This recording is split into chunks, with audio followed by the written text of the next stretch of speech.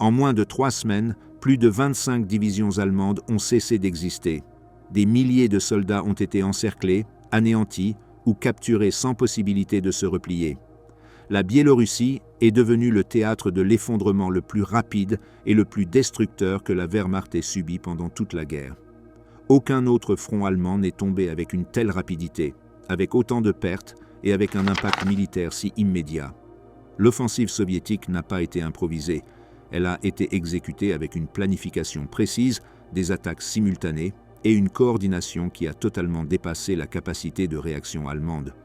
Les communications ont été détruites, les lignes défensives isolées et les villes déclarées forteresses se sont transformées en pièges sans issue. Lorsque les commandants allemands ont demandé des retraites, ils étaient déjà encerclés. Comment une opération planifiée en secret a-t-elle réussi à détruire l'armée la plus importante du front oriental ? Qu'est-ce qui a fait de Bagration le point de non-retour pour la Wehrmacht ? Le mirage allemand, calme avant le désastre.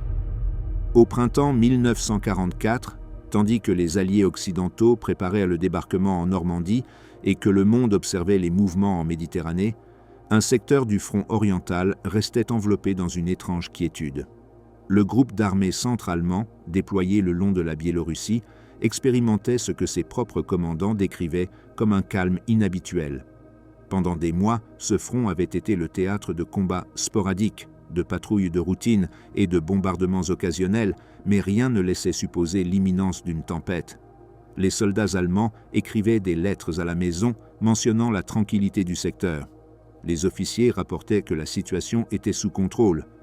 Le haut commandement allemand considérait la Biélorussie comme un théâtre secondaire, une zone où les soviétiques n'avaient pas d'intérêt stratégique immédiat. Cette perception était complètement fausse. Ce que les Allemands interprétaient comme de la stabilité était en réalité le prélude à la plus grande catastrophe militaire que subirait la Wehrmacht pendant toute la Seconde Guerre mondiale. Le groupe d'armées centre n'était pas en sécurité. Il était piégé dans un mirage créé par sa propre incapacité à voir la réalité, par la rigidité de sa structure de commandement et par une série d'erreurs de renseignement si graves qu'elles en étaient presque inexplicables. Ce chapitre explore comment ce mirage a été construit, comment la Wehrmacht en est venue à croire que la Biélorussie était un refuge, alors qu'en vérité c'était un piège, et comment la combinaison d'auto-illusion, d'usure cachée et d'aveuglement stratégique a préparé le terrain pour la destruction totale. Le front biélorusse n'était pas nouveau. Depuis la fin de 1941, lorsque l'offensive allemande vers Moscou s'était arrêtée et avait reculé, les lignes dans cette région avaient peu bougé. Pendant presque 3 ans, les mêmes tranchées, les mêmes forêts et les mêmes villages avaient été le théâtre d'une guerre de position qui rappelait plus le front occidental de la Première Guerre mondiale que la guerre éclair avec laquelle l'Allemagne avait conquis l'Europe. Cette ancienneté du front générait une sensation de familiarité dangereuse. Les soldats connaissaient chaque colline, chaque rivière, chaque chemin forestier. Ils savaient où l'ennemi attaquait habituellement, quels secteurs étaient tranquilles et lesquels nécessitaient une vigilance constante. Cette familiarité se confondait avec la sécurité, mais la stabilité géographique cachait une détérioration profonde. Les divisions allemandes qui défendaient la Biélorussie traînaient des années d'usure continue. Beaucoup avaient été durement touchés lors des offensives soviétiques de l'hiver précédent et n'avaient jamais reçu les renforts nécessaires pour retrouver leur force nominale. Une division allemande, en 1944, devait compter, en théorie, environ 12 000 hommes. En pratique, beaucoup des divisions du groupe d'armées centre dépassaient à peine les 4 000 ou 5 000 effectifs.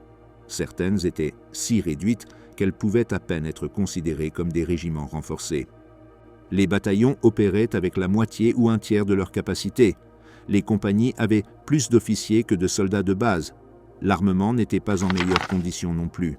Une grande partie de l'artillerie lourde avait été redistribuée vers d'autres secteurs considérés comme plus critiques, notamment l'Ukraine, où les soviétiques avaient lancé des offensives massives au printemps. Les chars et véhicules blindés étaient rares, et beaucoup de ceux restants manquaient de pièces de rechange ou de carburant suffisant pour des manœuvres prolongées. La Luftwaffe, qui en 1941 avait dominé les cieux du front de l'Est, était désormais pratiquement inexistante en Biélorussie. L'aviation soviétique volait sans opposition significative effectuant des reconnaissances aériennes que les Allemands ne pouvaient intercepter. Les pilotes allemands qui opéraient encore dans la région manquaient de carburant pour des vols fréquents et leurs avions étaient obsolètes face aux modèles soviétiques les plus récents. Les fortifications n'inspiraient pas non plus confiance. Beaucoup des positions défensives avaient été construites en 1941 et 1942, conçues pour résister à des attaques d'infanterie et d'artillerie légère. Pour 1944, la doctrine offensive soviétique avait évolué de façon spectaculaire. L'armée rouge ne lançait plus de vagues humaines désorganisées contre des positions fortifiées. Elle combinait désormais des concentrations massives d'artillerie, des pénétrations blindées coordonnées et des manœuvres d'encerclement profond. Les défenses allemandes en Biélorussie n'étaient pas préparées à ce type d'attaque. Les bunkers étaient trop superficiels, les tranchées manquaient de profondeur défensive et les lignes de communication dépendaient de câbles téléphoniques enterrés qui pouvaient être facilement coupés par des bombardements de saturation. Le commandement allemand, cependant, ne voyait pas ces problèmes comme critiques. Le général-feldmarschall Ernst Busch, commandant du groupe d'armée centre, était un officier loyal et discipliné qui suivait à la lettre les directives d'Hitler. Busch avait demandé des renforts à plusieurs reprises pendant le printemps, avertissant que ses divisions étaient affaiblies et qu'il avait besoin de réserves blindées pour répondre à toute offensive soviétique. Ces demandes ont été systématiquement rejetées.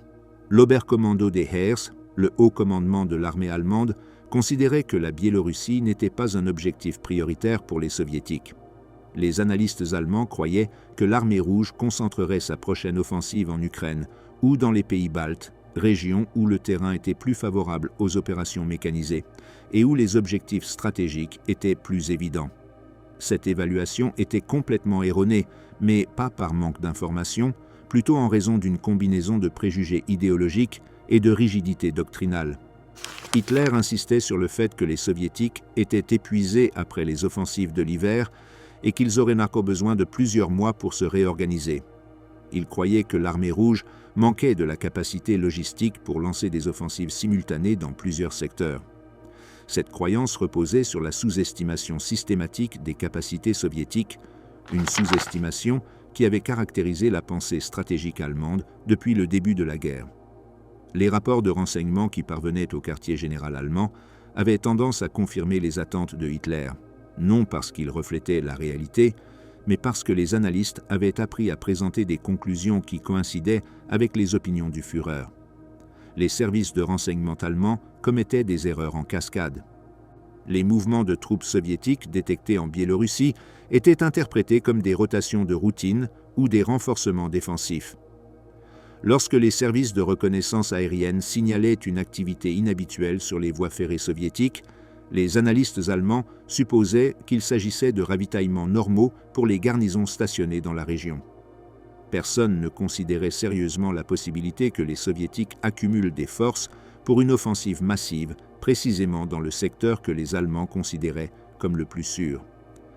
La Maskirovka soviétique, le système élaboré de tromperie opérationnelle que l'armée rouge avait perfectionné depuis Stalingrad, fonctionnait à la perfection.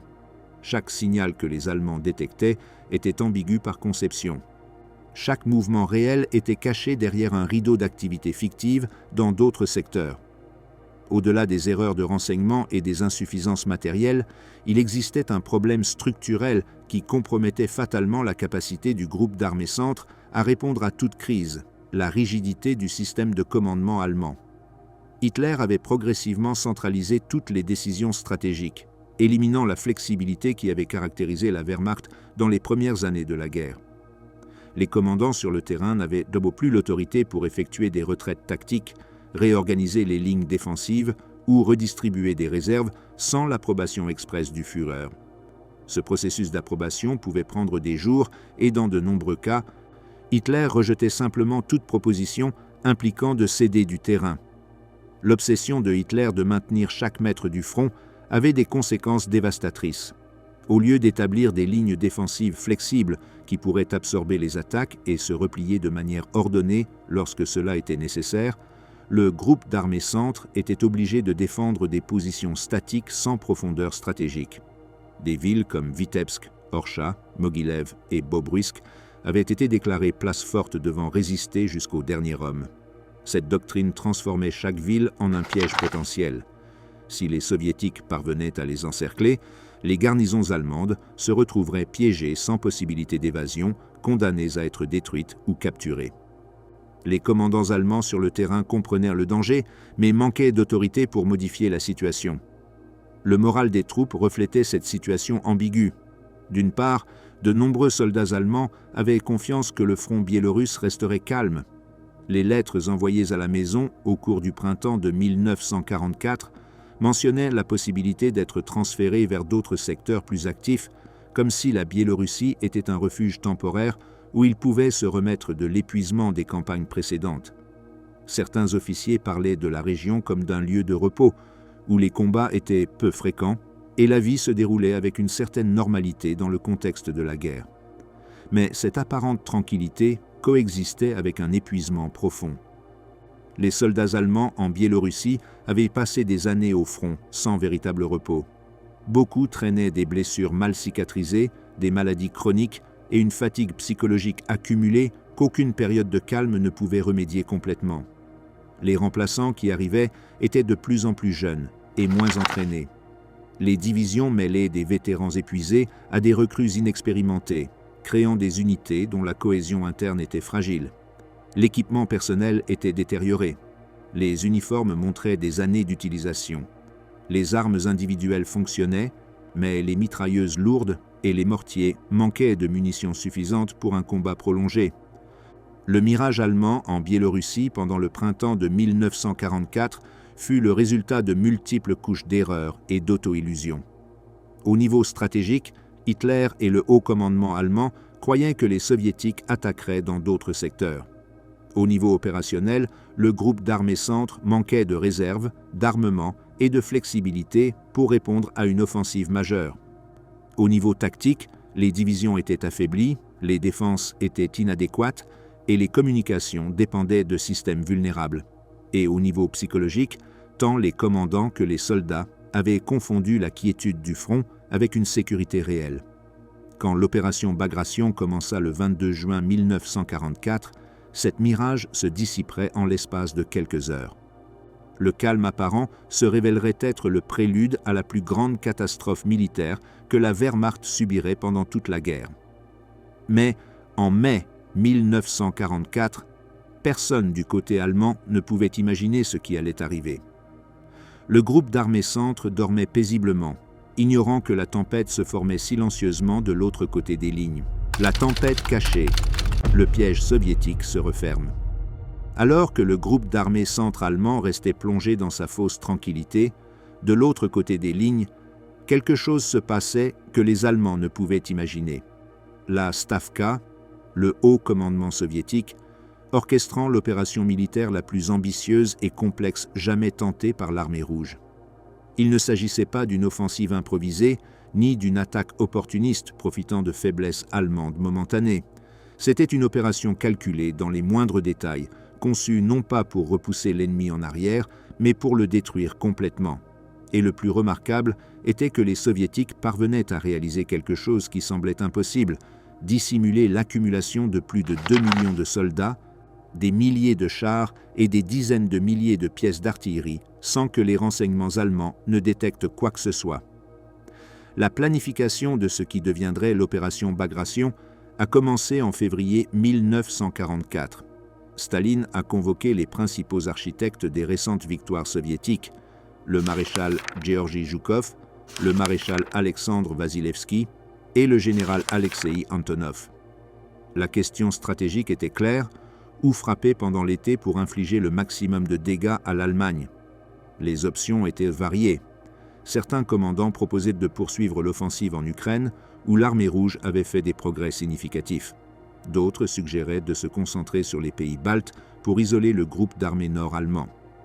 Mais Zhukov et Vassilevski étaient d'accord sur un point fondamental. Le point le plus vulnérable du front allemand n'était pas là où les Allemands s'attendaient à être attaqués, mais précisément là où ils se croyaient en sécurité. La Biélorussie offrait des avantages stratégiques uniques. Le groupe d'armées centre allemand était la colonne vertébrale du front oriental. S'il s'effondrait, toute la structure défensive allemande s'écroulerait. Les lignes de communication allemandes traversèrent la région, reliant les secteurs nord et sud. Détruire le groupe d'armées centre ouvrirait un corridor direct vers la Pologne et, éventuellement, vers l'Allemagne elle-même. De plus, les Soviétiques avaient détecté les faiblesses allemandes dans la région. Divisions réduites, fortifications obsolètes, réserves insuffisantes. La Stavka décida que la Biélorussie serait l'objectif. Mais pour que l'opération fonctionne, ils devaient y réaliser quelque chose d'extraordinaire, dissimuler complètement leurs préparatifs. Le système soviétique de tromperie militaire, connu sous le nom de Maskirovka, avait évolué de manière spectaculaire depuis les premières années de la guerre. En 1941, lorsque l'Allemagne a envahi l'Union soviétique, l'armée rouge manquait de coordination et ses mouvements étaient prévisibles. Pour 1944, la situation avait changé radicalement. Les Soviétiques avaient étudié méticuleusement les méthodes de renseignement allemandes et avaient conçu des contre-mesures spécifiques pour chacune. Ils savaient que les Allemands dépendaient de la reconnaissance aérienne, de l'interception des communications radio et des rapports d'agents sur le terrain. Chacun de ces canaux d'information fut systématiquement contaminé par de fausses données. La première couche de la Maskirovka consistait à créer l'illusion que les forces soviétiques se concentraient dans des secteurs autres que la Biélorussie. En Ukraine et dans les pays baltes, les Soviétiques ont construit de faux aérodromes, de faux dépôts de munitions et des camps simulés. Ils ont utilisé du bois et de la toile pour fabriquer de faux chars qui, vus du ciel, semblaient réels. Ils ont installé des antennes radio et des émetteurs qui émettaient un trafic constant de communication, créant ainsi l'impression que de grandes unités étaient stationnées dans ces régions. Les Allemands ont photographié ces installations depuis les airs et les ont interprétées comme des preuves de concentration réelle de troupes. Le renseignement allemand a conclu que le prochain coup soviétique viendrait du sud ou du nord, exactement ce que les Soviétiques voulaient qu'ils croient. Pendant ce temps, en Biélorussie, la réelle accumulation des forces se faisait sous un voile de silence total. Les Soviétiques avaient appris que les mouvements diurnes étaient facilement détectés par l'aviation de reconnaissance allemande. Ils interdirent donc tout déplacement important pendant la journée. Tous les transferts de troupes, d'artillerie, de chars et de ravitaillement se faisaient exclusivement de nuit. Les trains transportant des divisions entières vers le front circulaient sans lumière, empruntant des voies secondaires et s'arrêtant avant l'aube pour se cacher sous des forêts denses ou dans des stations camouflées. Les soldats avaient l'ordre strict de ne pas allumer de feu, de ne pas faire de bruit inutile et de rester cachés pendant les heures de lumière. Le camouflage physique a atteint des niveaux de sophistication impressionnants. L'artillerie était installée sous des filets imitant la texture des forêts environnantes. Les chars étaient cachés dans des tranchées couvertes de branches et de végétation réelle. Les dépôts de munitions étaient partiellement enterrés et couverts de terre et d'herbe, les rendant invisibles depuis les airs. Même les traces de véhicules sur les chemins étaient effacées méticuleusement chaque matin pour empêcher que les avions de reconnaissance allemands ne détectent une activité inhabituelle. Les ingénieurs soviétiques ont construit des routes en bois surélevées à travers les marais et les zones boisées, permettant aux unités mécanisées de se déplacer sur des terrains que les Allemands considéraient comme infranchissables. L'ampleur logistique de l'opération était monumentale. La Stavka avait assigné 4 fronts complets pour l'attaque, le premier front baltique sous le commandement du général Ivan Bagramian, le 3e front biélorusse commandé par le général Ivan Tcherniakovski, le 2e front biélorusse dirigé par le général Georgi Zakharov et le 1er front biélorusse sous le commandement du maréchal Konstantin Rokossovski. Au total, plus de 2 300 000 soldats seraient lancés contre le groupe d'armées centre-allemand. Mais déplacer cette quantité d'hommes sans être détectés nécessitait une coordination sans précédent. Le système ferroviaire soviétique, reconstruit frénétiquement après les destructions des années précédentes, fonctionnait à pleine capacité. Des milliers de trains transportaient des troupes depuis des réserves situées à l'intérieur de l'Union soviétique vers les zones de concentration en Biélorussie. Chaque train suivait des horaires stricts, conçus pour éviter les congestions et maintenir le flux constant d'hommes et de matériel. Les gares ferroviaires proches du front opéraient exclusivement la nuit avec un personnel minimal et sous un blackout total. Les wagons étaient déchargés rapidement et les fournitures étaient distribuées immédiatement vers les positions de combat, évitant les accumulations qui pourraient être détectées. L'artillerie soviétique était particulièrement importante pour l'opération. Les planificateurs avaient y concentré plus de 30 000 pièces d'artillerie de tous les calibres, canons de campagne, obusiers lourds, mortiers, lance-roquettes multiples Katyusha. Cette concentration dépassait largement tout ce que l'armée rouge avait réussi lors des offensives précédentes. Mais accumuler 30 000 canons sans que les Allemands ne le remarquent était extraordinairement difficile. Chaque batterie devait être transportée de nuit, placée dans des positions cachées et maintenue dans un silence absolu jusqu'au moment de l'attaque. Les artilleurs soviétiques avaient pour ordre de ne pas effectuer de tirs d'essai ni de réglage de tir qui pourraient alerter l'ennemi. Les positions étaient choisies avec soin pour maximiser à la fois l'effet destructeur et la dissimulation. Les chars présentaient des défis similaires. Plus de 5000 véhicules blindés, y compris des chars T-34, des chars lourds IS-2 et des canons automoteurs, devaient être concentrés près du front sans être détectés. Les Soviétiques ont construit de fausses structures qui, vues du ciel, ressemblaient à des granges, des maisons ou des hangars agricoles, mais qui abritaient en réalité des chars prêts à entrer en combat. Dans certains cas, des villages entiers ont été évacués et leurs bâtiments transformés en dépôts camouflés de blindés. Les chars restaient immobiles pendant la journée et ne se déplaçaient que de courtes distances pendant la nuit pour atteindre leur position d'assaut. La coordination entre les 4 fronts était cruciale. Zhukov et Vasilevski avaient conçu un plan qui nécessitait des attaques simultanées dans plusieurs secteurs pour empêcher les Allemands de concentrer leurs rares réserves en un seul point. Chaque front avait des objectifs spécifiques. Le premier front baltique attaquerait vers Vitebsk, encerclant les divisions allemandes stationnées dans cette ville fortifiée. Le troisième front biélorusse pénétrerait vers Orsha et Minsk. Le deuxième front biélorusse exercerait une pression contre Mogilev, et le premier front biélorusse encerclerait Bobruisk et avancerait profondément vers l'ouest. Si tout fonctionnait comme prévu, le groupe d'armées centre serait fragmenté en poches isolées qui pourraient être détruites une par une. Pour garantir cette coordination, la Stavka a établi des centres de commandement souterrains à partir desquels Zhukov et Vasilevski supervisaient personnellement les préparatifs. Les communications entre les fronts s'effectuaient par des câbles enterrés et des messagers, évitant l'usage de la radio que les Allemands pourraient intercepter. Chaque commandant de front a reçu des ordres détaillés sur le moment exact de l'attaque, les itinéraires d'avancée et les objectifs prioritaires. Les répétitions ont été effectuées loin du front en utilisant des cartes et des maquettes du terrain biélorusse. Les unités d'assaut ont pratiqué les traversées de rivières, les avancées à travers les forêts et la coordination entre infanterie et blindés jusqu'à ce que chaque mouvement soit gravé dans la mémoire musculaire des soldats. Les partisans soviétiques ont joué un rôle fondamental dans la préparation de Bagration. Pendant des mois, des groupes de guérillas opérant en territoire occupé par les Allemands avaient saboté systématiquement les lignes de communication ennemies. Ils ont fait sauter des ponts, détruit des voies ferrées, attaqué des convois de ravitaillement et éliminé des postes de commandement isolés. Ces attaques affaiblissaient non seulement la capacité allemande de répondre à l'offensive à venir, mais fournissaient également des informations précieuses à la Stavka sur les positions défensives allemandes, les mouvements de troupes et les routes d'approvisionnement. Les partisans ont installé des observateurs près des principales routes et voies ferrées, transmettant des rapports constants sur l'activité allemande.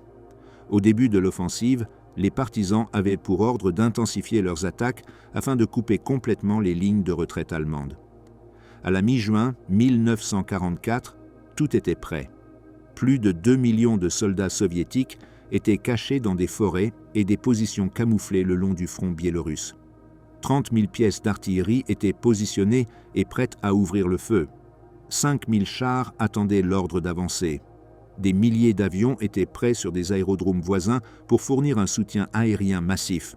Et tout cela s'était produit sans que le renseignement allemand ne détecte quoi que ce soit de significatif. Le mirage avait parfaitement fonctionné. Les Allemands croyaient toujours que la Biélorussie était un secteur calme où rien d'important ne se passerait. La Stavka a fixé la date de l'attaque pour le 22 juin 1944, exactement 3 ans après que l'Allemagne a envahi l'Union soviétique. Ce n'était pas une coïncidence. Staline voulait que le symbolisme soit clair. Le jour où Barbarossa avait commencé serait le jour où la destruction du groupe d'armées centre allemand débuterait. La tempête que les Soviétiques avaient cachée pendant des mois était sur le point d'éclater avec une fureur qui changerait le cours de la guerre. Le coup d'envoi, le front allemand se brise. L'aube du 22 juin 1944 a commencé comme n'importe quel autre sur le front biélorusse. Les soldats allemands du groupe d'armées centre se réveillaient lentement dans leurs tranchées et bunkers, se préparant pour une autre journée de routine dans ce qu'ils considéraient comme le secteur le plus calme du front de l'Est. Certains allumaient de petits feux pour réchauffer le café, d'autres vérifiaient les équipements ou écrivaient des lettres. Les officiers consultaient les cartes et planifiaient des patrouilles de reconnaissance. Personne n'imaginait qu'en quelques minutes, tout ce qu'ils connaissaient disparaîtrait sous un déluge de feu qui transformerait l'aube en enfer. À 4 heures du matin, le silence a éclaté. 30 000 pièces d'artillerie soviétique ouvrirent le feu simultanément le long d'un front de plus de 1000 kilomètres. Le vacarme fut si intense que des soldats allemands situés à des kilomètres des impacts directs sentirent la terre trembler sous leurs pieds. Le ciel nocturne s'éclaira de milliers de flashs orangés qui transformaient l'obscurité en un paysage infernal de lumière clignotante. Les projectiles pleuvaient sur les positions allemandes avec une densité qui surpassait tout bombardement que la Wehrmacht avait connu auparavant. Des tranchées entières disparaissaient sous des cascades d'explosions.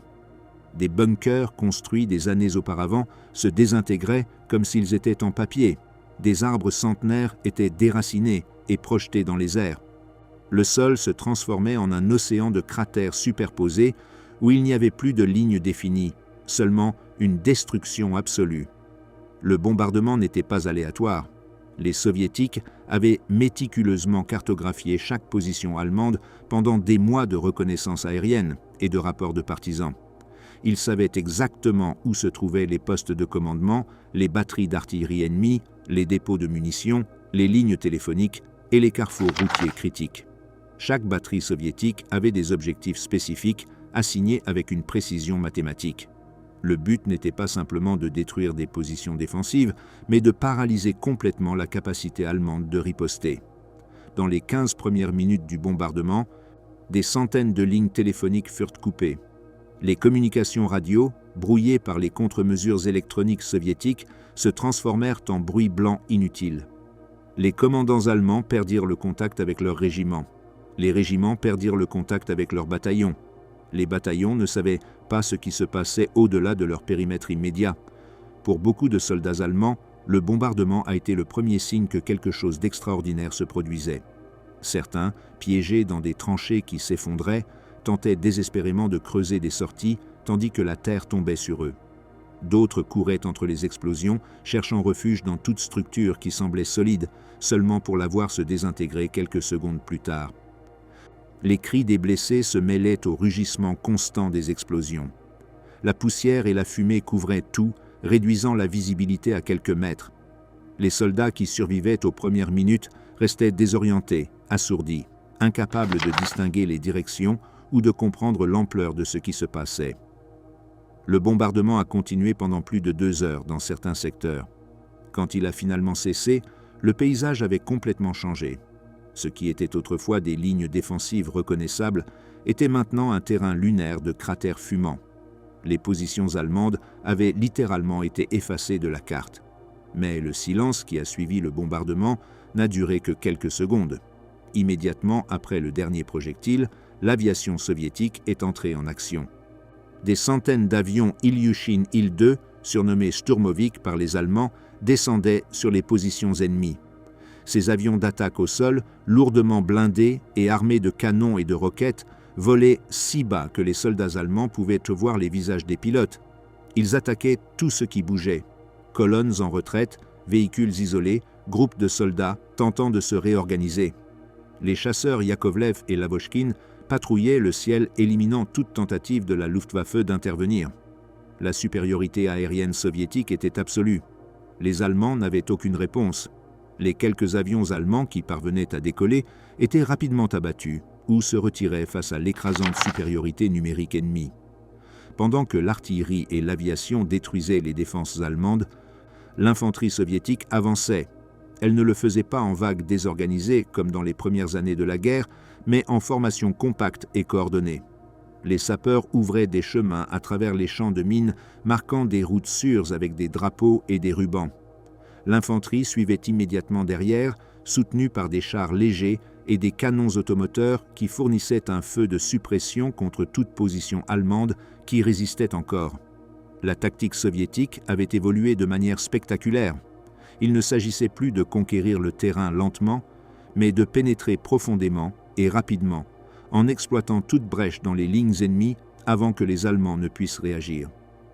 Les premiers affrontements entre l'infanterie soviétique et les défenses allemandes furent brutaux mais brefs. De nombreuses positions allemandes, dévastées par le bombardement et sans communication, ne pouvaient coordonner une résistance efficace. Les soldats allemands qui survivaient au bombardement se trouvaient soudainement entourés par des forces soviétiques qui apparaissaient de multiples directions. Certains tentaient de résister, tirant depuis des cratères improvisés ou des ruines de bunkers. D'autres, comprenant qu'ils étaient isolés et sans espoir de renfort, se rendaient. Beaucoup fuyaient simplement vers l'arrière, abandonnant équipements et armes dans leur désespoir de s'échapper. Dans plusieurs secteurs clés, les défenses allemandes se sont complètement effondrées dans les premières heures. La 3e armée blindée allemande, stationnée autour de Vitebsk, a subi un coup dévastateur. Son flanc nord a été percé par le premier front balte soviétique, créant une brèche de plusieurs kilomètres que les unités mécanisées soviétiques ont immédiatement exploitée. Les chars T-34 avançaient à toute vitesse sur des chemins forestiers, dépassant les positions allemandes avant que celles-ci ne puissent s'organiser pour les arrêter. Les divisions allemandes tentaient de former des lignes défensives improvisées, mais sans communication ni soutien d'artillerie, chaque tentative était balayée par l'avalanche soviétique. La 4e armée allemande, chargée de défendre Moguilev, subissait un effondrement similaire. Les soviétiques attaquaient depuis l'est et le sud simultanément, fragmentant les défenses allemandes en segments isolés. Les commandants allemands tentèrent de coordonner des contre-attaques, mais sans savoir où se trouvaient leurs propres unités ou ce qui se passait dans les secteurs adjacents, tout effort de coordination était impossible. Les ordres qui parvenaient à être transmis arrivaient en retard ou étaient contradictoires. Certains bataillons recevaient l'ordre d'avancer vers des positions qui étaient déjà tombées. D'autres se retiraient vers des points de rassemblement qui étaient bombardés à ce moment précis. La 9e armée allemande, défendant Bobruisk, faisait face à une situation encore pire. Le premier front biélorusse de Rokossovski lança une attaque coordonnée depuis plusieurs directions, conçue spécifiquement pour encercler la ville et piéger les forces allemandes dans une poche. Les soviétiques n'essayaient pas de prendre Bobruisk de front, mais de l'entourer, coupant toutes les voies d'évasion. Les divisions allemandes à l'intérieur de la ville commençaient à se rendre compte qu'elles étaient encerclées, mais les ordres d'Hitler interdisaient toute retraite. Le général Hans Jordan, commandant de la 9e armée, demandait désespérément la permission d'évacuer Bobruisk avant d'être complètement encerclé. La réponse du haut commandement allemand fut claire : résister sur place. Jordan savait qu'il condamnait ses hommes, mais il n'avait pas l'autorité pour désobéir. Les témoignages de soldats allemands ayant survécu à ces premières heures révèlent un mélange de choc, de terreur et de confusion. Beaucoup décrivaient l'expérience comme apocalyptique. Un officier allemand a écrit dans son journal que le bombardement avait été si intense qu'il croyait vivre la fin du monde. Un autre mentionnait qu'il ne pouvait pas voir l'ennemi, seulement des explosions et de la fumée partout. Un simple soldat relatait que sa compagnie de 120 hommes avait été réduite à moins de 30 dans les 2 premières heures de l'attaque. Un commandant de bataillon admettait qu'il ne savait pas où se trouvaient ses propres unités, ni si sa division existait encore. La fragmentation des unités allemandes fut l'un des effets les plus dévastateurs du coup initial. Le groupe d'armée centre ne s'effondra pas comme une structure unifiée, mais se désintégra en des milliers de fragments isolés. Certaines compagnies étaient séparées de leurs bataillons. Certains bataillons perdèrent le contact avec leurs régiments. Certaines divisions complètes se fragmentaient en groupes dispersés qui erraient dans les forêts et les marécages sans savoir où aller.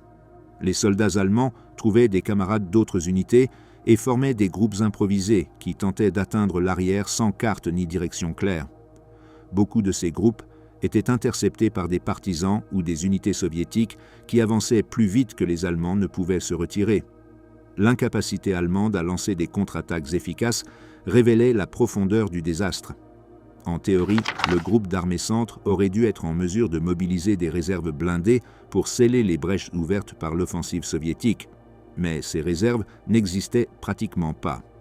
Les quelques divisions Panzer disponibles étaient dispersées dans des secteurs secondaires ou avaient été transférées auparavant à d'autres fronts. Celles qui restaient en Biélorussie manquaient de carburant suffisant pour des mouvements prolongés. De plus, les bombardements soviétiques avaient détruit des ponts, des routes et des carrefours ferroviaires critiques, rendant impossible l'arrivée à temps des rares réserves existantes au point de rupture. Certains commandants allemands ont tenté d'organiser des défenses d'urgence en utilisant des unités de l'arrière, du personnel des dépôts et des convalescents récupérés des hôpitaux de campagne. Ces efforts improvisés se sont révélés inutiles. Des troupes sans entraînement récent, sans armement lourd et sans coordination, ne pouvaient pas arrêter des divisions soviétiques complètes qui avançaient avec le soutien de chars et d'artillerie. Les lignes défensives improvisées s'effondraient aussi rapidement qu'elles étaient formées. Pour la fin du premier jour de l'offensive, le front allemand en Biélorussie avait cessé d'exister en tant que structure cohérente. Les lignes défensives que les Allemands avaient maintenues pendant 3 ans s'étaient évaporées. Les communications étaient détruites. Les réserves n'existaient pas ou ne pouvaient pas intervenir. Les divisions allemandes étaient fragmentées, isolées et, dans de nombreux cas, encerclées. Et le plus terrifiant pour les commandants allemands, qui conservaient encore un certain degré de vision opérationnelle, était que ce n'était que le début. Les Soviétiques n'avaient pas simplement lancé une attaque, ils avaient déclenché une machine de destruction qui ne s'arrêterait pas avant d'avoir complètement anéanti le groupe d'armées centre. Le coup initial avait brisé le front allemand. Ce qui viendrait ensuite serait l'anéantissement total. La marée rouge, annihilation du groupe d'armées centre. Dans les semaines qui ont suivi le choc initial du 22 juin, le groupe d'armées centre n'a pas connu de défaite progressive ni de retraite ordonnée. Ce qui s'est produit a été une désintégration systématique, méthodique et dévastatrice qui a transformé l'un des piliers de la défense allemande sur le front de l'Est en une collection de poches isolées qui seraient détruites une par une. La phase d'anéantissement qui s'est déroulée entre fin juin et début juillet 1944 représente l'un des effondrements militaires les plus rapides et complets de la Seconde Guerre mondiale. Ce n'était pas simplement que les Allemands perdèrent du terrain ou subissaient des pertes élevées. C'était que des divisions entières cessaient d'exister en tant qu'unités fonctionnelles. Des armées entières ont été effacées de l'ordre de bataille. Et tout cela s'est produit à une vitesse qui a même surpris les commandants soviétiques. Le concept opérationnel soviétique derrière cette phase était clair: ne pas permettre aux Allemands d'établir de nouvelles lignes défensives ni de s'échapper pour se regrouper. Chaque brèche ouverte dans le front allemand devait être exploitée immédiatement par des unités mécanisées qui avanceraient profondément vers l'arrière ennemi, coupant les lignes de communication et les routes de retraite. Simultanément, les forces d'infanterie encercleraient les concentrations allemandes isolées, les soumettant à des sièges qui se termineraient par une reddition ou une destruction totale. Cette doctrine de l'offensive en profondeur, développée par des théoriciens militaires soviétiques dans les années 30 et perfectionnée douloureusement à travers des années de guerre, montrait finalement son potentiel dévastateur. Le premier encerclement majeur a eu lieu à Vitebsk, une ville qu'Hitler avait déclarée place forte devant résister jusqu'au dernier homme. Les 5 divisions allemandes, chargées de défendre Vitebsk, étaient sous le commandement du général d'infanterie Friedrich Gollwitzer, qui comprenait parfaitement que maintenir la ville était un suicide opérationnel. Vitebsk était entouré de forêts denses et de terrains marécageux que les Allemands considéraient comme des barrières naturelles contre les attaques mécanisées. Mais les Soviétiques avaient minutieusement préparé l'infrastructure nécessaire pour surmonter ces obstacles. Des ingénieurs de combat ont construit des chemins élevés en bois à travers les marais, permettant aux chars et à l'artillerie automotrice d'avancer sur des terrains supposément infranchissables. Le premier front balte a attaqué Vitebsk depuis le nord et l'est simultanément. Le bombardement d'artillerie initial a dévasté les défenses extérieures de la ville. L'infanterie soviétique a rapidement pénétré les lignes allemandes, soutenues par des chars qui opéraient en petits groupes, mais de manière coordonnée, éliminant les points de résistance un après l'autre.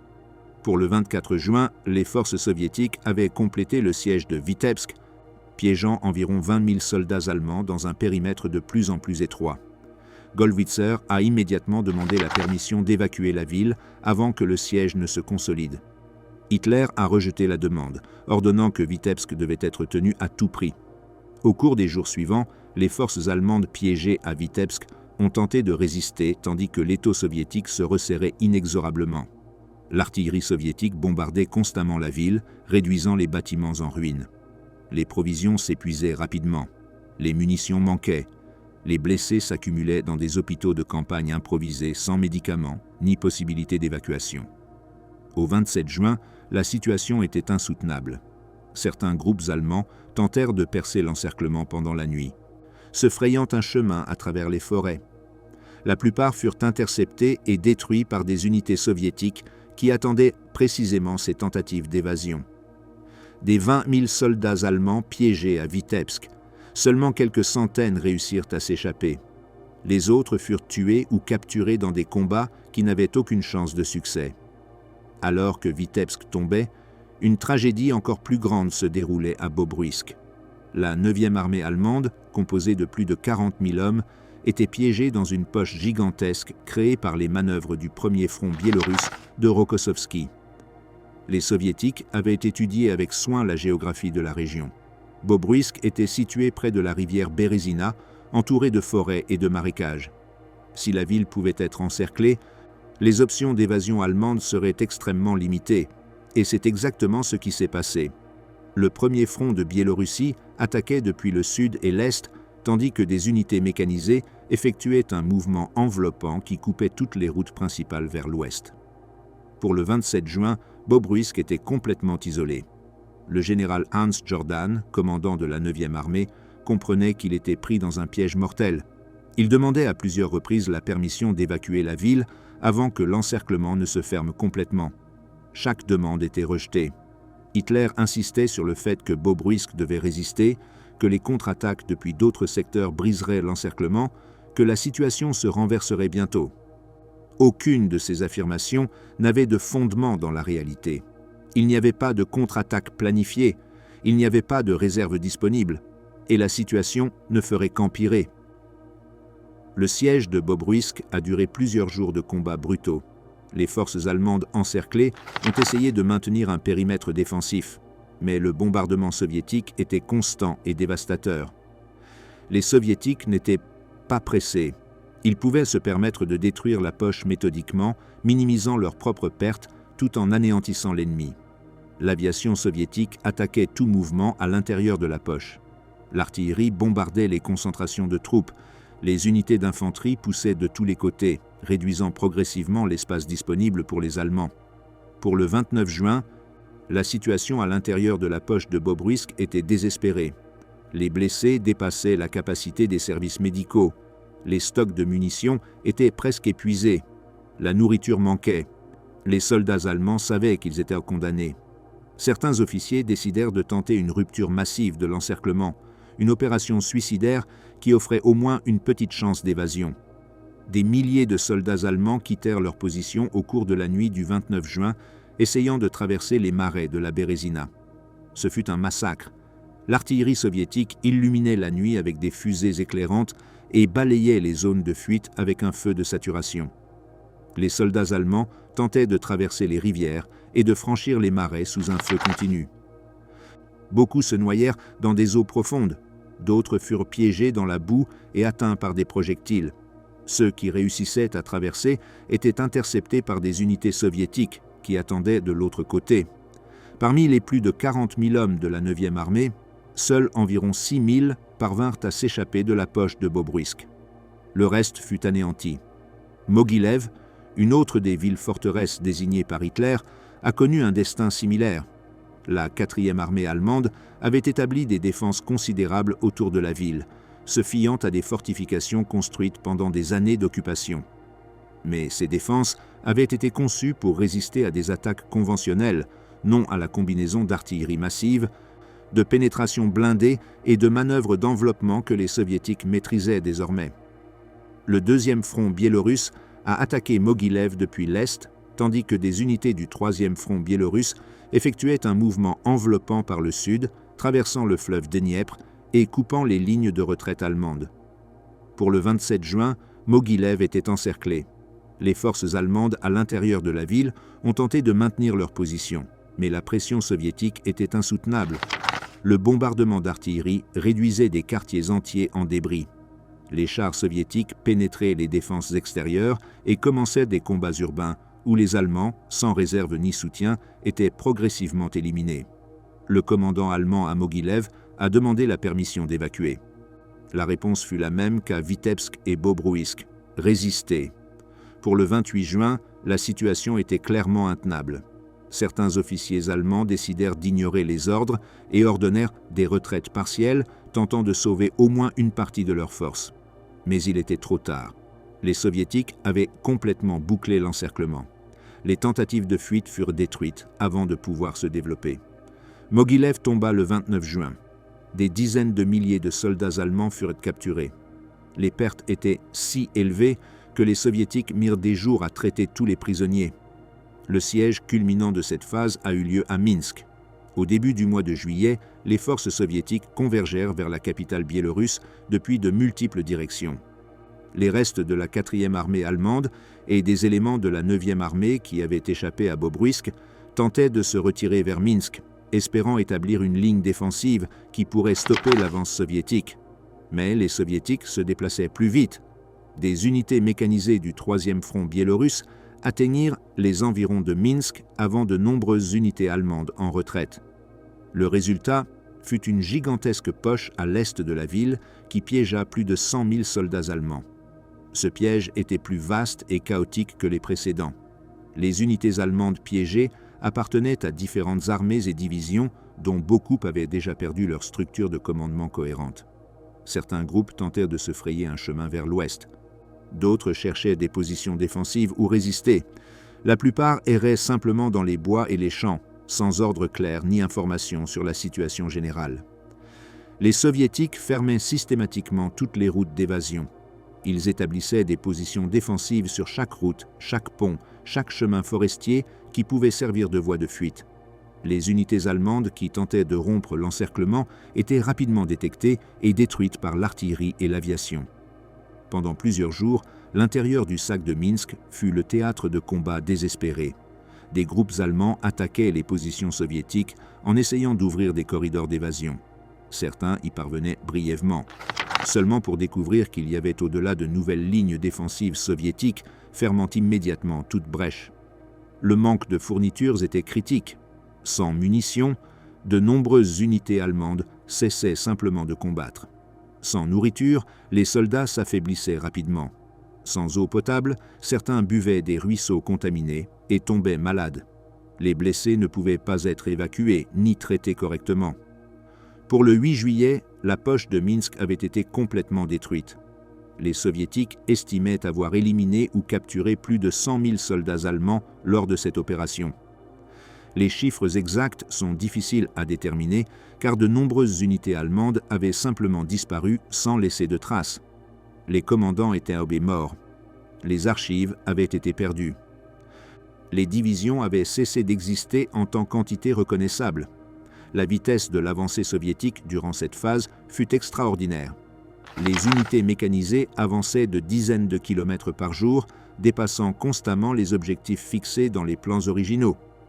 Dans certains cas, les commandants soviétiques rapportaient qu'ils arrivaient à des positions qu'ils s'attendaient à trouver défendues seulement pour découvrir que les Allemands les avaient déjà abandonnées ou qu'elles avaient été détruites lors de leur retrait. La doctrine de l'offensive en profondeur fonctionnait exactement comme les théoriciens soviétiques l'avaient prévu. Des pénétrations rapides qui désorganisaient complètement la capacité de l'ennemi à établir des lignes défensives cohérentes. Les partisans soviétiques ont joué un rôle crucial pendant cette phase. Ils attaquaient constamment les colonnes allemandes en retraite, faisaient sauter des ponts juste au moment où les troupes allemandes essayèrent de les franchir, tendaient des embuscades à des groupes isolés, se déplaçant par des chemins secondaires. Dans certains cas, les partisans capturaient de petites unités allemandes complètes sans l'aide de l'armée rouge régulière. La collaboration entre partisans et forces régulières atteignit des niveaux d'efficacité sans précédent. À la mi-juillet, le groupe d'armées centre avait cessé d'exister en tant que force militaire opérationnelle. Plus de 25 divisions avaient été complètement détruites. Des centaines de milliers de soldats allemands étaient morts ou avaient été capturés. Le territoire libéré s'étendait sur des centaines de kilomètres, et le plus important, la Wehrmacht avait perdu la capacité d'arrêter l'avancée soviétique vers la Pologne et éventuellement vers l'Allemagne elle-même. La marée rouge avait dévoré le groupe d'armées centre. Ce qui viendrait ensuite serait la reconnaissance que cette défaite n'était pas récupérable, que la guerre était perdue et que l'effondrement final du Troisième Reich n'était qu'une question de temps, le point de non-retour, quand la Wehrmacht se brise. Lorsque la phase principale de l'opération Bagration s'est terminée à la mi-juillet 1944, la carte du front de l'Est avait changé de manière irréversible. La Biélorussie avait été libérée. Le groupe d'armées centre allemand avait cessé d'exister en tant que force militaire cohérente. Des centaines de kilomètres de territoire avaient changé de main en l'espace de semaines. Mais les conséquences de Bagration dépassaient largement les changements territoriaux ou les chiffres des pertes. Ce qui s'était passé en Biélorussie durant l'été 1944 n'était pas simplement une défaite militaire de plus dans une guerre longue et sanglante. C'était le moment où la Wehrmacht, en tant qu'institution militaire capable de soutenir une guerre à grande échelle, s'est brisée de manière définitive. C'était le point de non-retour, le moment après lequel la défaite de l'Allemagne a cessé d'être une possibilité pour devenir une certitude inévitable. Ce chapitre final examine les conséquences stratégiques, opérationnelles et psychologiques de Bagration, expliquant pourquoi cette opération fut plus dévastatrice que Stalingrad, plus décisive que Koursk et plus irréversible que toute autre défaite allemande sur le front de l'Est. Il explore comment la destruction du groupe d'armées centre a désarticulé toute la structure défensive allemande à l'Est, comment Hitler a réagi au désastre avec déni et fureur inutile, et comment les effets en cascade de cette catastrophe ont accéléré l'effondrement final du Troisième Reich. Les chiffres de Bagration sont difficiles à comprendre dans leur totalité car ils dépassent tout cadre de référence antérieur. Les estimations les plus conservatrices parlent de 350 000 pertes allemandes, y compris les morts, les blessés et les prisonniers. D'autres sources élèvent ce chiffre à plus de 400 000, mais les chiffres absolus, bien qu'impressionnants, ne capturent pas complètement l'ampleur du désastre. Ce qui était véritablement dévastateur à propos de Bagration, ce n'était pas seulement combien de soldats allemands sont morts ou ont été capturés, mais quel type de soldats et quel type d'unités ont été détruits. Plus de 25 divisions allemandes ont été complètement anéanties pendant l'opération. Ce n'étaient ni pas des unités de seconde ligne composées de recrues inexpérimentées. Beaucoup étaient des divisions vétérans qui avaient combattu sur le front de l'Est depuis 1941. Elles comptaient des officiers expérimentés, des sous-officiers professionnels et des soldats qui avaient survécu à des années de guerre. Ce type de personnel était irremplaçable. L'Allemagne pouvait, théoriquement, recruter plus d'hommes. Elle pouvait fabriquer plus de chars et plus d'armes, mais elle ne pouvait pas recréer l'expérience accumulée de plusieurs années de combat. Elle ne pouvait pas former rapidement de nouveaux officiers avec le niveau de compétence nécessaire pour diriger des opérations complexes. La perte de ce capital humain a été plus dévastatrice que la perte du territoire. Le matériel détruit ou capturé pendant Bagration a également atteint des proportions catastrophiques. Des milliers de pièces d'artillerie, des centaines de chars, des dizaines de milliers de véhicules de transport, d'énormes quantités de munitions et de fournitures. Mais plus important que le matériel perdu était le matériel que l'Allemagne ne pouvait plus remplacer. En juillet 1944, l'industrie allemande était systématiquement bombardée par les alliés occidentaux. La production d'acier, de carburant et de composants électroniques déclinait mois après mois. Les lignes d'approvisionnement depuis les territoires occupés avaient été réduites de manière drastique. Les alliés de l'Allemagne commençaient à quitter l'Axe ou étaient en train d'être vaincus. La capacité industrielle allemande à reconstruire des armées détruites n'existait tout simplement plus. La réaction de Hitler face au désastre de Bagration combinait déni, fureur et recherche de boucs émissaires. Pendant les premiers jours de l'offensive, Hitler rejetait les rapports sur l'ampleur de l'attaque soviétique. Il insistait sur le fait que les rapports étaient exagérés, que la panique déformait la réalité. Lorsqu'il devint finalement évident que le groupe d'armées centre était en train d'être détruit, Hitler blâma les commandants sur le terrain. Le maréchal de champ Ernst Busch, qui avait suivi à la lettre toutes les ordres de Hitler, fut destitué le 28 juin, quand il était déjà trop tard pour sauver quoi que ce soit. Le remplaçant de Busch était le maréchal Walter Model, un commandant réputé pour sa capacité à stabiliser des situations désespérées. Model était connu comme le pompier de Hitler, l'homme envoyé aux secteurs les plus critiques pour empêcher les effondrements. Mais même Model, avec toute son habileté et son énergie, ne pouvait pas accomplir de miracle. Lorsqu'il arriva à son nouveau commandement, il découvrit que le groupe d'armées centre n'existait pratiquement plus. Les divisions qui apparaissaient sur les cartes avaient été détruites. Les lignes défensives s'étaient effondrées. Les réserves n'existaient pas. Model fit ce qu'il put, réorganisant des fragments dispersés d'unités, établissant des lignes défensives improvisées avec les troupes de l'arrière et des unités de remplacement. Mais ces efforts ne pouvaient que retarder l'inévitable, pas le renverser. Hitler répondit au désastre en ordonnant la création de nouvelles divisions sur le papier, en redistribuant des unités depuis d'autres secteurs et en émettant des ordres contradictoires qui reflétaient sa déconnexion croissante de la réalité militaire. Il exigeait des contre-attaques pour récupérer des positions qui se trouvaient déjà à des centaines de kilomètres derrière les lignes soviétiques. Il ordonnait la défense de villes qui étaient tombées des semaines plus tôt. Sa rigidité doctrinale, qui avait directement contribué au désastre en interdisant des retraites tactiques qui auraient pu sauver des divisions entières, s'intensifia après Bagration. Hitler se convainquit que le problème n'était pas sa stratégie, mais l'incompétence ou la trahison de ses commandants. Cette déconnexion de la réalité garantissait que les erreurs ayant causé Bagration se répéteraient dans les opérations futures. Les conséquences stratégiques de Bagration s'étendirent bien au-delà du front de l'Est. La destruction du groupe d'armées centre créa un vide gigantesque au centre du front allemand. Les armées allemandes, au nord et au sud de la Biélorussie, se retrouvèrent isolées sur le plan opérationnel. Le groupe d'armées nord, stationné dans les pays baltes, fut progressivement coupé de l'Allemagne. À la fin de l'année 1944, ses forces seraient piégées dans la poche dite de Courlande, où des centaines de milliers de soldats allemands resteraient jusqu'à la fin de la guerre sans pouvoir influencer aucune opération significative. Ils seraient simplement isolés, consommant des ressources dont l'Allemagne avait désespérément besoin ailleurs. Dans le sud, le groupe d'armées Ukraine Nord fut également touché par l'effondrement du centre. Avec l'avancée soviétique pénétrant profondément vers la Pologne, les armées allemandes en Ukraine faisaient face à la possibilité d'être encerclées si elles ne se retiraient pas rapidement. Cela a forcé des retraites précipitées qui cédaient du territoire sans combat significatif, accélérant encore la perte de position défensive que l'Allemagne avait maintenue pendant des années. Mais peut-être que la conséquence stratégique la plus importante de Bagration a été qu'elle a ouvert le chemin vers la Pologne et, éventuellement, vers l'Allemagne elle-même. Avant Bagration, les Soviétiques étaient à des centaines de kilomètres des frontières allemandes d'avant-guerre. Après Bagration, cette distance avait été réduite de façon spectaculaire.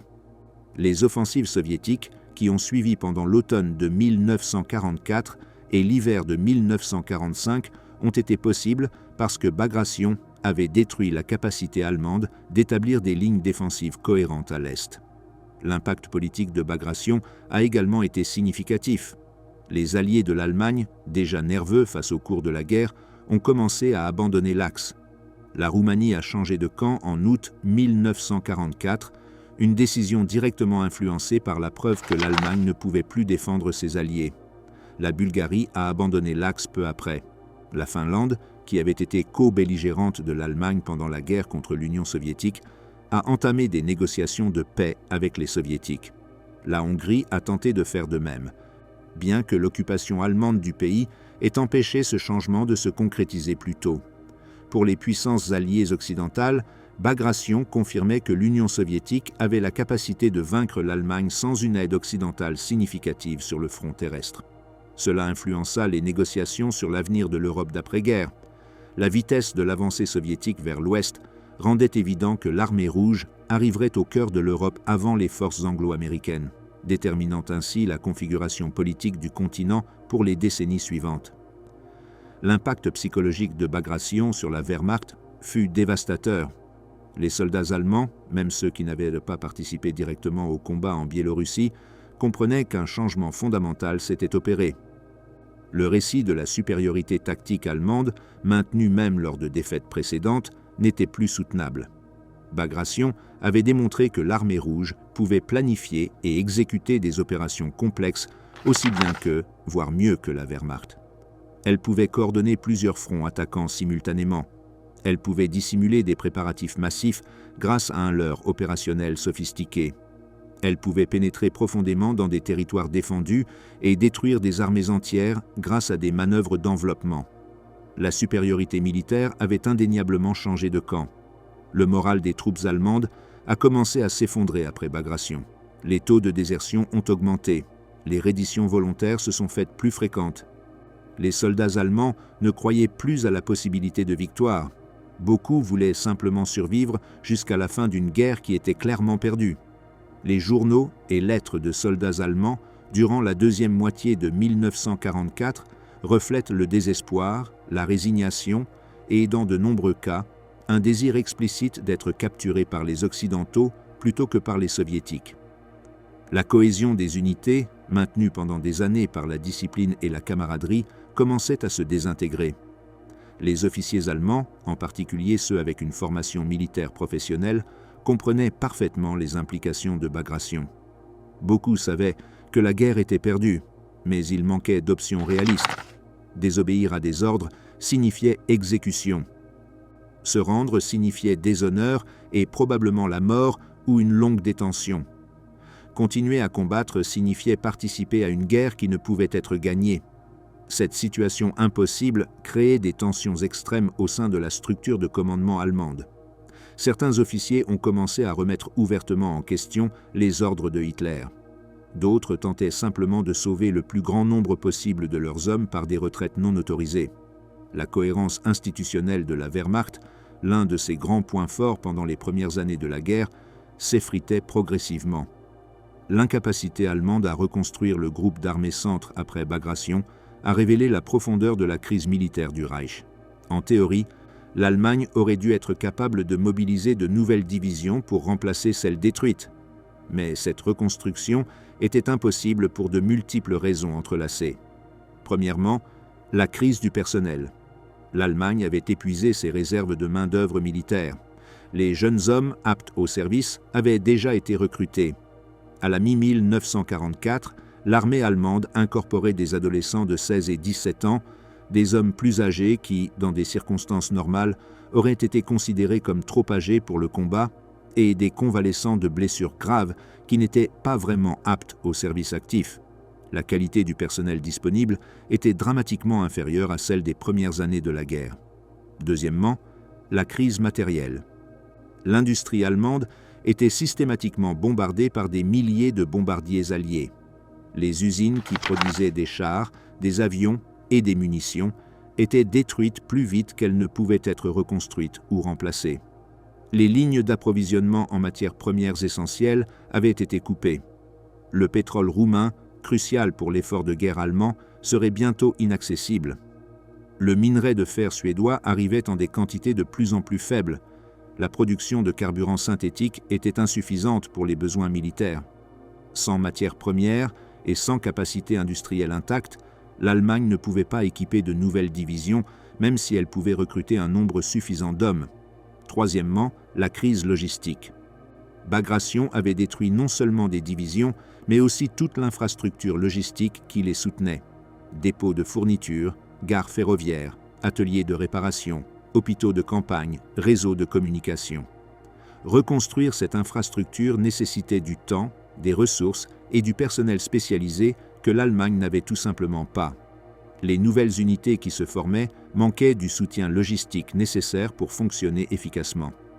Quatrièmement, la crise de l'entraînement. Former une division pour un combat effectif nécessite des mois. Les soldats doivent apprendre non seulement des compétences individuelles, mais aussi comment opérer comme des unités cohérentes. Les officiers doivent développer la capacité de prendre des décisions sous pression. Les unités doivent pratiquer des manœuvres complexes jusqu'à ce qu'elles deviennent automatiques. L'Allemagne n'avait plus le temps nécessaire pour cet entraînement. Les divisions de remplacement étaient envoyées au front avec des semaines, parfois des jours d'entraînement. Le résultat était des unités qui s'effondraient rapidement sous la pression, augmentant les pertes et accélérant le cycle de destruction. La question que de nombreux historiens ont explorée est pourquoi Bagration, et non pas Stalingrad ou Koursk, a été le véritable point de non-retour pour l'Allemagne. La réponse a plusieurs couches. Après Stalingrad, l'Allemagne avait encore des réserves stratégiques, une capacité industrielle intacte et des alliés disposés à continuer la guerre. Elle a pu reconstruire la 6e armée détruite et lancer de nouvelles offensives. Après Koursk, bien qu'elle ait perdu l'initiative stratégique à l'Est, l'Allemagne contrôlait encore de vastes territoires et avait des armées fonctionnelles capables de défendre des positions. Mais, après Bagration, toutes ces conditions avaient changé. Les réserves stratégiques étaient épuisées. La capacité industrielle était en train d'être détruite systématiquement. Les Alliés abandonnaient l'Axe et surtout, le front oriental s'était effondré de manière irréparable. Bagration a démontré que l'armée rouge avait atteint une maturité opérationnelle complète. Ce n'était plus l'armée désorganisée et mal dirigée de 1941. C'était une machine militaire moderne, capable de planifier et d'exécuter des opérations aussi complexes que celles de n'importe quelle armée occidentale. Elle avait la supériorité numérique, la supériorité matérielle, la supériorité aérienne et, surtout, la supériorité doctrinale. La Wehrmacht ne pouvait plus rivaliser à aucun de ces niveaux. Les offensives soviétiques qui ont suivi Bagration ont confirmé cette nouvelle réalité.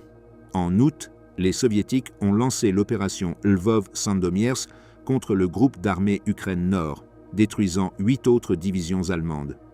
À l'automne, les offensives baltes ont isolé le groupe d'armées Nord. En janvier 1945, l'offensive Vistule-Oder porterait l'armée rouge de la Pologne jusqu'aux portes de Berlin en quelques semaines.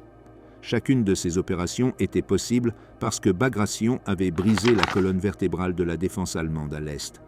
Pour les Allemands qui ont vécu cet été de 1944, Bagration fut le moment où la guerre cessa d'être quelque chose qui pouvait être gagné pour devenir quelque chose qui ne pouvait être prolongé douloureusement que jusqu'à l'effondrement final.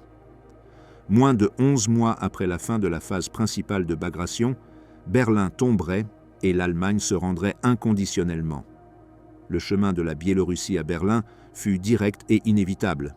La Wehrmacht s'était brisée dans les forêts et les marécages de Biélorussie au cours de cet été terrible et elle ne se releva jamais.